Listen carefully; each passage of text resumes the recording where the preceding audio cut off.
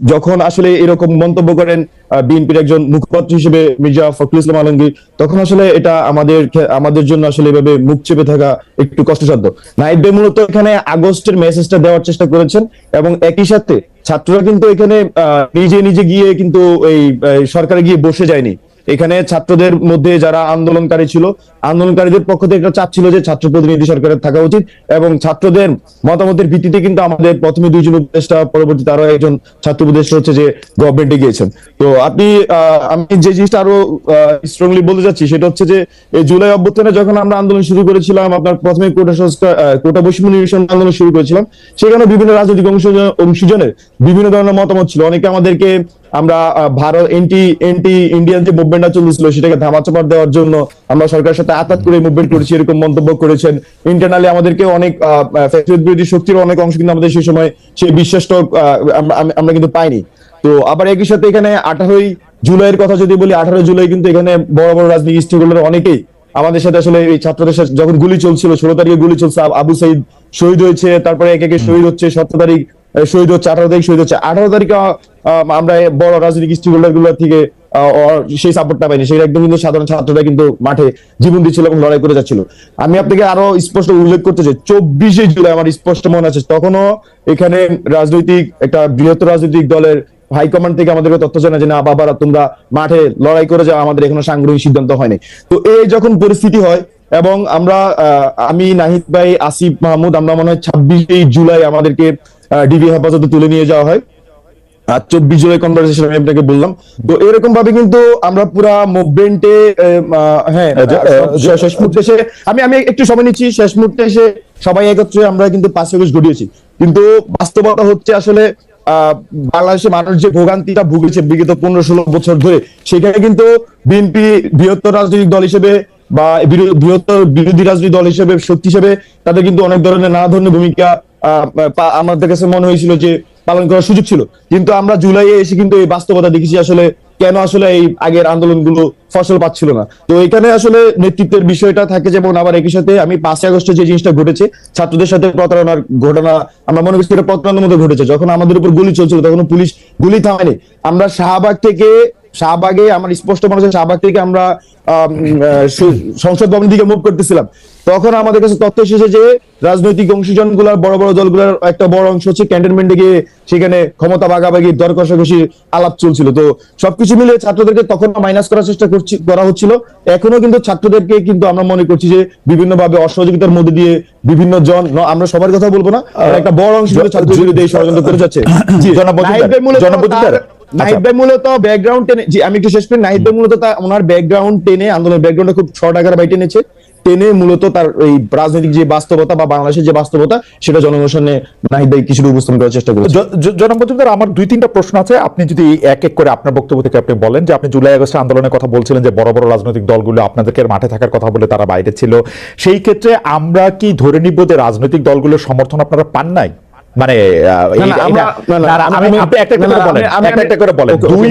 দুই হচ্ছে রাজনৈতিক দলগুলো এটার ব্যাখ্যা দিতে গিয়ে এটা বলেছিল যে যেহেতু এটা সর্বজনের আন্দোলন, এটাকে পলিটিক্যাল আন্দোলন যাতে শুরু থেকে মনে না হয় সেজন্য তারা পিছনে থেকেছেন। এই কথা কি অসত্য কিনা? 3, বারবার বলা হচ্ছে যে শিবির আপনাদেরকে অনেক বেশি সাহায্য করেছে, জামাতে ইসলামী অনেক বেশি আপনাদের সঙ্গে ছিল, সেইটা আপনারা কত বেশি এইটাকে মনে করেন যে এটা ঠিক? এবং আপনারা যে ক্যান্টনমেন্টে গিয়ে ভাগাভাগির কথা আপনি বলেছেন এবং নাহিদ ইসলাম এটা বললেন, এই বিষয়টা কি আপনারা প্রমাণ করতে পারবেন? এই বিষয়টা কিন্তু অনেক বড় এলিগেশন, কারণ 5 আগস্ট শেখ হাসিনা যাওয়ার আগেই আপনারা এলিগেশন তুলতেছেন যে 3 আগস্ট তারা গিয়ে সেখানে ভাগাভাগি করছিলাম, আপনারা বিএনপিকে মিন করতেছেন। সর্বশেষ আমি যেটা বলতে চাই যে আপনারা এই কথা বলতেছেন যে ছাত্রদেরকে মাইনাস করার কথা, কিন্তু বিএনপি তো জাতীয় সরকারে গেলে আপনাদের আসলে জাতীয় সরকারে যাওয়া হইতো না, বা ওইটা নাহিদ ইসলাম সাহেবও বলেছেন। এবং আপনারা আন্দোলনের অন্যান্য যারা স্টেক হোল্ডার তারা তো আপনাদের উপর সকল কিছু ছেড়ে দিয়ে চলে আসলেন হচ্ছে বাইরে। আপনারা কিভাবে এখন বলেন যে অন্যরা, মানে একটু যদি আপনি বলেন, আমি আপনার কাছে একটু শুনতে চাইবো জনাব মজুমদার। আচ্ছা, আপনি প্রথমে প্রশ্ন করেছেন যে রাজনৈতিক দলগুলো কি আন্দোলনে ছিল কি অংশগুলো? অবশ্যই আন্দোলনের রাজনৈতিক দলগুলোর যারা সমর্থক ছিলেন, আমরা মনে করি যে একদম মাঠ পর্যায়ে থেকে শুরু করে রাজনৈতিক দলগুলোর সমর্থক এই আন্দোলনের ব্যাকবোনের মতো ছিলেন। আমরা দেখেছি আমাদেরকে বিভিন্ন পর্যায়ে সহযোগিতা করেছেন। কিন্তু আমি আপনাকে যে কথাটা বলেছি সেটা হচ্ছে সাংগঠনিক সিদ্ধান্ত আকারে, কিন্তু আমরা যখন আন্দোলন চালাচ্ছিলাম তখন আমরা কিন্তু সাংগঠনিক লিডারশিপের সাথে বিভিন্ন সময় যোগাযোগ করতাম। তো দেখা যাচ্ছে যে আমি বলবো না যে অবশ্যই আন্দোলনে রাজনৈতিক দলগুলোর অনেক বৃহত্তর ভূমিকা ছিল, এটা অবশ্যই স্বীকার তো করবোই। কিন্তু আমি বলছি যে কিছু কিছু মোমেন্টাম ছিল, ওই মোমেন্টাম গুলো যখন আন্দোলনের দিক ঠিক করছিল তখনকার আমি কিছু পয়েন্ট আপনাকে আমি বলেছি। এটা কিন্তু আমি পুরা আন্দোলনের কথা বলিনি আপনাকে, আমি কিন্তু বলেছি যে খুবই নির্দিষ্টভাবে 24 জুলাইয়ের কথা বলেছি। আমি আপনাকে 18 জুলাইয়ের কথা 24 জুলাই থেকে কিন্তু 24 জুলাই থেকে আপনাদের লক্ষ্যে সরকার পতন ছিল? আমাদের যখন এখানে আপনার 16 তারিখে আমাদের শিক্ষার্থীদের উপর গুলি চালানো হয়, 17 তারিখে আমাদের ভাইদেরকে হত্যা করা হয়, এবং 18 তারিখেও আমাদের উপর গুলি চালানো হয়, 19 তারিখে গুলি চালানো হয়, 19 তারিখে আমাদের লিডারশিপের একটা বড় অংশকে গুম করে ফেলা হয়। তো তার পরবর্তীতে যে আমাদের কাছে কিন্তু বিষয়টা ক্লিয়ার হয়ে গেছিল, এবং 19 তারিখে গুম হওয়ার যে প্রেক্ষাপটটা ছিল যে তৎকালীন যে ফ্যাসিস্ট গভর্নমেন্টের আপনার আইনমন্ত্রী ছিলেন, উনি তো আহ্বান করেছিলেন যে ছাত্রদের সাথে বৈঠকের, কিন্তু আমরা কিন্তু তখন খুব স্পষ্টভাবে জানিয়েছিলাম যে গুলির সাথে সংলাপ নয়। সেই প্রেক্ষিতে দেখা যাচ্ছে যে আমাদের লিডারশিপের একটা অংশকে কিন্তু তখন গুম করে ফেলা হয়, এবং আমরা কিন্তু তখন আমাদের কাছে বিষয়গুলো ক্লিয়ার হয়ে যায় যে জি হ্যাঁ, আমরা কিন্তু clear হয়ে গেছি। হ্যাঁ, আমাদের সরকার পতনেরই আন্দোলন করতেছিলেন 24 তারিখ। জি জি 24 তারিখে আমরা সরকার পতন আন্দোলনে ছিলাম মেন্টালি। জনগণ আমরা মনে করছি যে এবং এই সময় রাজনৈতিক দলগুলি আপনাদেরকে আসলে এইটা বলার বা বোঝানোর পরও তারা আপনাদেরকে সহযোগিতা করে নাই, এটা আপনারা মিন করতেছেন? আমি বলবো যে রাজনৈতিক দলগুলোর যারা সমর্থক এবং সাংগঠনিক দায়িত্ব ছিলেন বিভিন্ন পর্যায়ে, তারা আমাদেরকে যথেষ্ট সহযোগিতা করেছেন, তারা মাঠের মধ্যে সেই কাজটি করেছেন, কিন্তু আমরা নেতৃত্ব পর্যায়ে থেকে আসলে গ্রিন সিগন্যাল পাইনি, যেটাকে আসলে গ্রিন সিগন্যাল আকারে আমরা বলছি। সেটা কিন্তু অবশ্যই আমরা অগাস্ট মাসে গিয়ে কিন্তু সেটা পেয়েছি। সেটা এই একটা আমরা ইসে এসেছিলাম। আপনারা মনে করছেন যে এটা জুলাইতে পেলেই ভালো হতো? জুলাই, হ্যাঁ, এটা কিন্তু 18 জুলাই যদি আমরা পেতাম হয়তো আমাদের মানে আমার এটা অগাস্টের যাওয়া হতো না আর কি। আমরা যেটা মনে করছি অগাস্টের 5 তারিখ লাগতো না, সেটা আরো আগে হওয়ার সম্ভাবনা বা সুযোগ ছিল। এই সময় রাজনৈতিক দলগুলো একটা হালুয়া রুটির ভাগে ছিল সরকারের সাথে। না না, আমি সেটা স্পষ্ট না, তবে আমাদের কাছে যে তথ্য ছিল আমি সেটা আপনাকে উপস্থাপন করার চেষ্টা করেছি খুবই শর্টলি।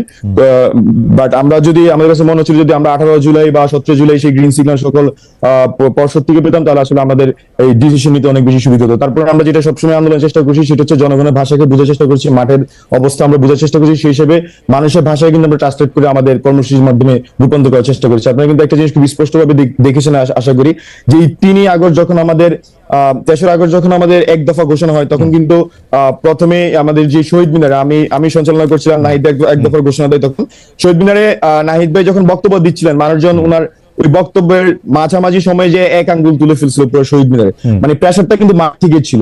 তো সেই সময় রাজনৈতিক দলগুলো ক্যান্টনমেন্টে গিয়ে আসন ভাগাভাগি করছিল। না, এটা 3 আগস্ট আমি আপনাকে বসেছি না, আমি আসন ভাগাভাগির কথা বলিনি ভাই।